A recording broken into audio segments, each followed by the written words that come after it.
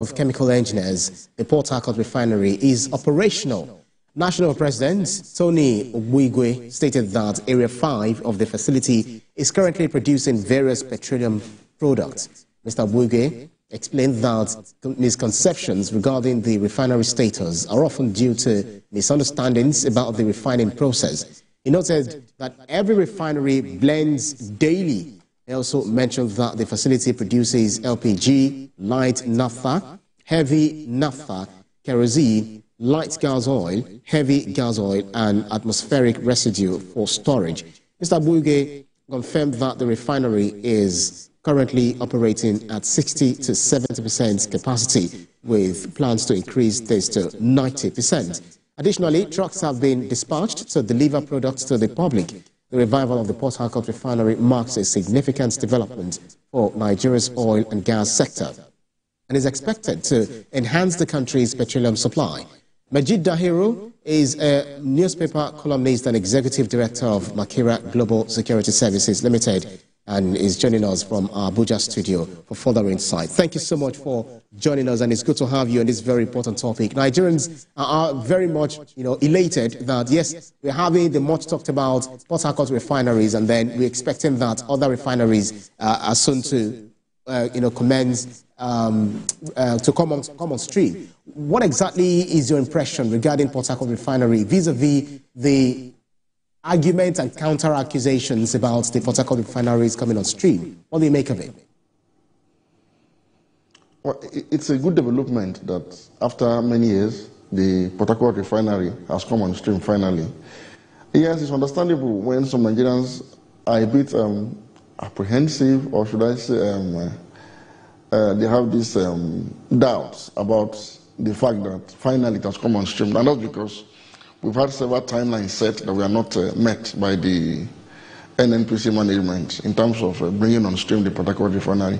But that is even the more reason to believe now that the refinery is up and running, because for every time that the NNPC has not met that target, that timeline target for the coming on stream of the Port Harcourt refinery, they have admitted so.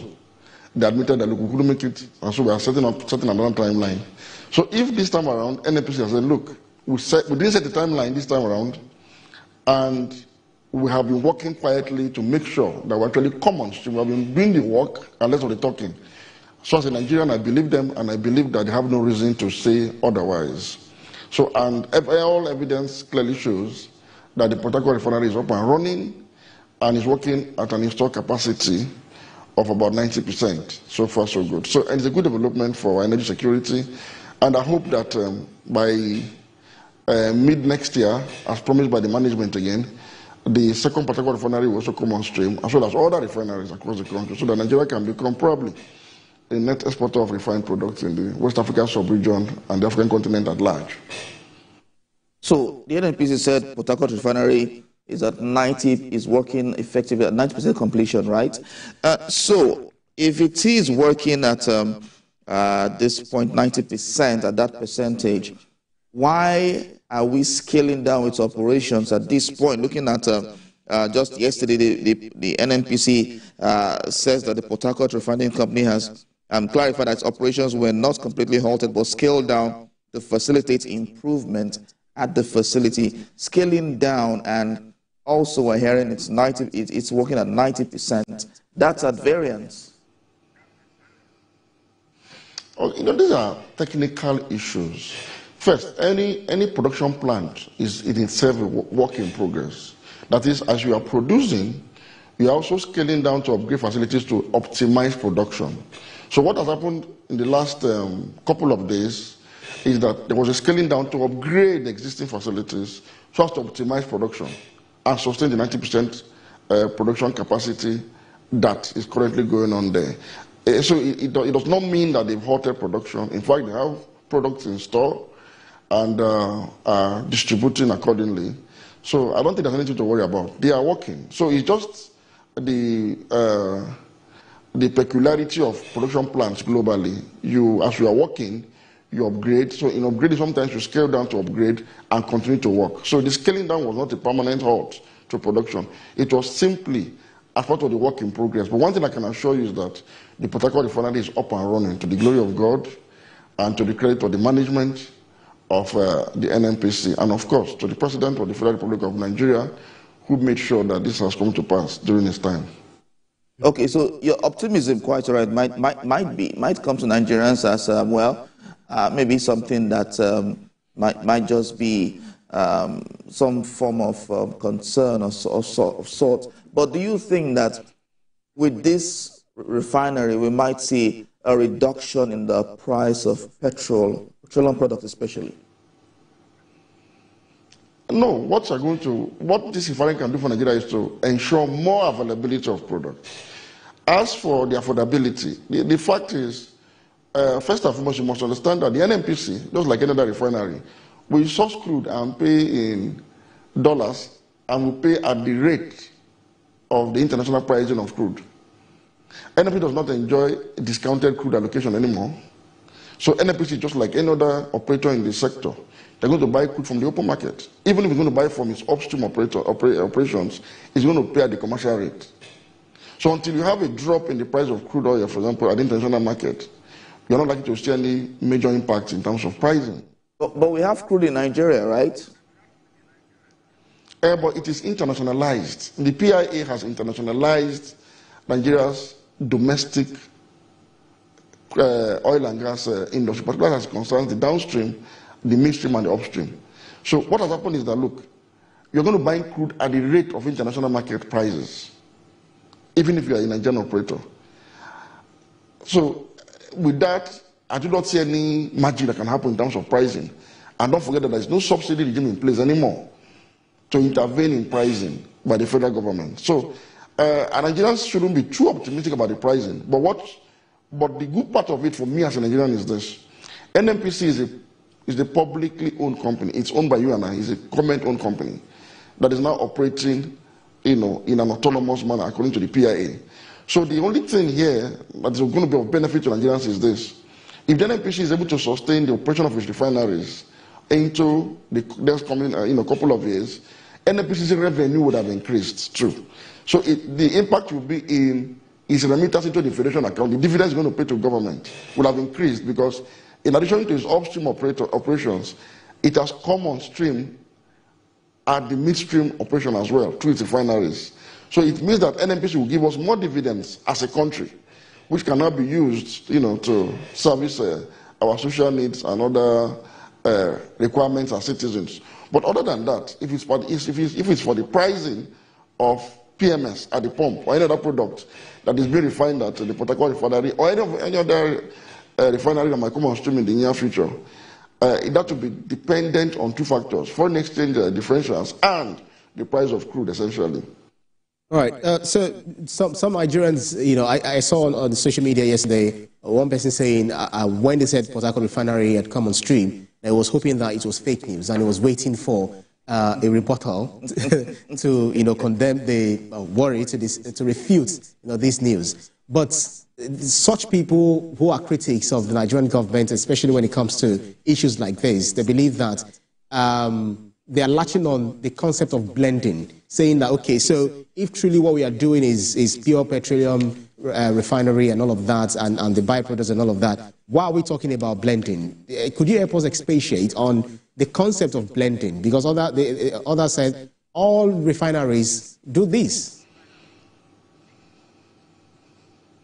Oh, okay. I think the misconception here is when some time ago the promoters of a certain private refinery in Nigeria, threw in the narrative that blending is synonymous with off-spec production is synonymous to production of off-spec petroleum products, and which is actually fallacious. It is false and is unfounded.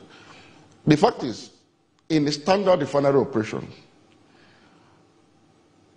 PMS, what is then known as gasoline and what is known as PMS in Nigeria, is not among the first products that are produced through fractional distillation in any refinery.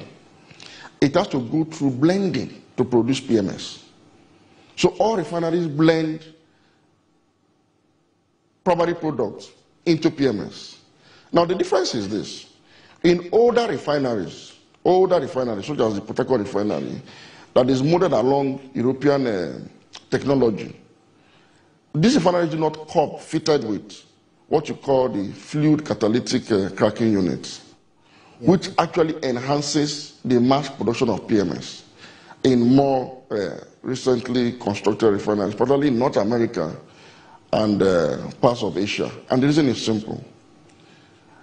In Europe, you have more demand for diesel than PMS because, one, they have public transportation systems that run largely on rail, mass transit, and these are facilities that use diesel. So they have more need for diesel than PMS. So the refineries do not necessarily produce as much PMS as in a jurisdiction where you have more individual cars plying the roads that will require more PMS. So most European refineries, just like the Port Harcourt refinery, the old Port Harcourt refinery, do not totally come fitted with the fluid catalytic cracking units. But in modern times, with the increase in the usage of PMS, the utilization of PMS as an energy product to power, logistics, and other businesses, modern refineries now come fitted with the fluid catalytic cracking unit, which, for example, is fitted in the second Port Harcourt refinery, in the Warri refinery, and the Kaduna refinery. This is because Nigeria, too, is a large petrol guzzling country. So subsequent refineries were built fitted with this facility. Now, the difference between this is quantitative and not qualitative. Blending of petrol, as is being done right now in the Port Harcourt refinery, cannot yield large quantity as would a fluid catalytic cracking unit installed in a refinery. So it is quantitative and not qualitative. Essentially, all refineries blend to produce PMS, and it is standard practice in the business of refining. And you cannot blend without having a full-fledged refinery in place. So for instance, what you are doing in Port Harcourt today is they are blending light naphtha that has already been produced through fractional distillation in the refinery with the C5. Right. So just I would like you to hold on your thoughts and continue, because we quickly have to go on a very quick break and be back. So when we come back, I would like you to talk about the whether this blending impacts the price, which my colleague asked a little earlier. Maybe that's the reason why we have it being sold at 1,030 naira. Do stay with us on TVC Breakfast. We'll be right back. Thanks for staying with us here on TVC Breakfast. We've been talking about the Port Harcourt refinery, which has come on stream, quite recently, looking at the reactions and counter-reactions from it, where the national president, Tony Bogwe, stated that the Area 5 of the facility is currently producing various petroleum products, and the refinery is currently operating the capacity of 60 to 70%, and then plans to shore it up to 90%. We've been having, insightful conversation on this by speaking with a newspaper columnist and executive director of Makera Global Security Services Limited, Majid Dahiru. Thank you so much for staying with us, Mr. Dahiru. So I was asking, you helped us understand the concept of blending in petroleum refining. So do you think, I wanted you to also expatiate further on why you think, or whether you think that the price or this blending has impacted on the price, which petroleum marketers are saying, listen, we can't buy it for 1,030 naira per litre. Can you just bring it down for heaven's sake? Okay, first, the major components of refining, or the major factors of refining that determines prices at the pump is the price of crude and the foreign exchange differentials. These are the two primary factors that are responsible for the pricing of PMS or any other product at the pump, and not the process of refining. Again, this is a free market enterprise. So NNPC is a business concern. It has to make sure its prices at the pump are competitive. And as Nigerians, we have a right to patronize prices of other players in the market if gas is more competitive and more affordable, as long as the product meets specification, including even imported products. So that is the beauty of the free market we are operating now, that has come with the deregulation of the downstream sector. So I think it is NNPC's concern if it does not have a competitive price. Marketers will simply short its product and buy from other refiners whose prices are competitive enough, or even import outrightly. What matters to the end user, such as you and I, is competitive pricing that will ensure fair pricing. Because only competition can lead to fair pricing in a regulated market. So that is for NNPC business managers to worry about. But I can assure you that what the major component, the major factors that determine price of products at the pump is price of crude and foreign exchange differentials, and not the process of refining or the technique of refining. So blending has nothing to do with the pricing of PMS. Absolutely not. Okay, but you mentioned competition leading to fair pricing. How can we have fair pricing when NNPC determines the price? Well, NNPC does not determine the price of PMS or any product. NNPC determines its own prices. You know, the problem is this. NNPC has a retail outlet that is spread across the country and also operate in the midstream, which is the refineries now, and also operate in the upstream. So what NNPC does is simply to fix prices for its own retail outlets. Okay, so NNPC is defining price for its own retail outlet. Can any other just like the way fuel station or business concern in that sector determine their price far lower than NNPC? Of course. Yes, if you get products lower than NNPC has gotten, probably either from its own refineries or through importation, you can fix it. That's why it's called competitive pricing. And that's why I have advocated for the opening of the market for importation as well. So that if you have a marketer or any group of marketers that can get imported products that meet specification of the regulators in Nigeria, and the prices are far lower than what is produced in Nigeria, so be it. So NNPC does not fix price for anybody, only fix price for their own retail outlets. So now, I remember when Dangote refinery came on stream, you know, we saw the experiment, we saw the color of the petrol that was actually refined, you know, very clean. It's almost like, you know, it's almost water-like, almost as pure as water. And then we saw the demonstration inside in the video that we played in our conversation of Petrol refinery having very clarity of petrol. But me, I haven't seen petrol as clear as that on the streets of Lagos or anywhere in Nigeria. I don't know what happens to them. Okay, let me clarify something very important. All refined products are as clear and as white as snow. All refined products. Coloring is then introduced to differentiate one product from the other. So it is even important that products are colored so that you know the difference between diesel, for instance, aviation petrol, aviation kerosene, for instance, from PMS. So that you do not just see a white product and you begin to load PMS into an aircraft that's going to fly people on the sky. So it is very important that coloring rather is introduced to the white products. All products from the refinery is white. They're all whitish.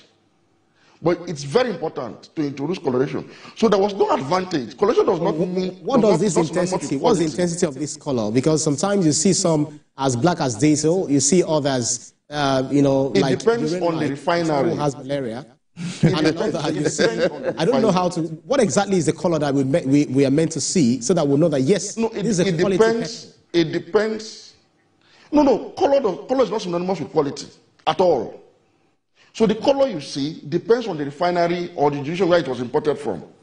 In some jurisdiction, for instance, their PMS, or what they call gasoline, is reddish in color, while some is like light yellow, like urine, like you said. While some is a bit, is like, you know, faded white. It depends on the jurisdiction. Coloration has nothing to do with the quality of the product, absolutely. It's just coloration. So NNPC, for example, when they bring out their products, maybe they will now tell us what their diesel is going to look like, what their PMS will look like, what their jet fuel will look like. I'm sure NNPC, their policy unit can actually make that known as per their own products. And other importers too can also let us know. The only product that is whitish in nature, that must remain white, is aviation kerosene. So that in case there is impurity, it can be spotted easily. Of course, you know the sensitivity of flying an aircraft with, you know, contaminated energy products. So jet fuel is always left white, absolutely white. So as to detect, even by just visible assessment, any form of impurity or contamination that might affect the run of the engines of an aircraft. Otherwise, other products are colored, standard procedure in refining. Okay, so we expect that at a point, let me ask this question. When should we expect that NNPC will operate, Port Harcourt Refinery rather, will operate with 100% capacity, and we see the likes of Kaduna and Warri refineries coming upstream. According to the management of the NNPC, the GMD, Mele Kyari, he actually dropped a hint that by mid-next year, the second Port Harcourt refinery would have come on stream. And hopefully others will follow suit. It is important for the government to maintain presence in the means of production in energy products and services. And so I'm one of those who believe that the NNPC should be up and running and be competitive enough in this market in the mid and downstream sector of the oil and gas industry in Nigeria.